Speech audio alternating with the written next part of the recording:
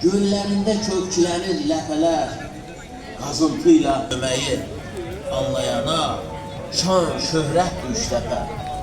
Var yaz, qışı, baharı, sakinlərə güc, qüdrət düşləpə. Torpaqdan görməz zərər, tarlaları bol nimət düşləpə. Yada düşür gözəl uşaqlıq çağları, çox yaşıl tər qarışı, bərəkət düşləpə. Gənclər çoxu tam ali təhsil alır, savadıyla zirvələrə ucalır. Bəziləri şəhərdə alim qalır, elm adına fəxarət düşləpə.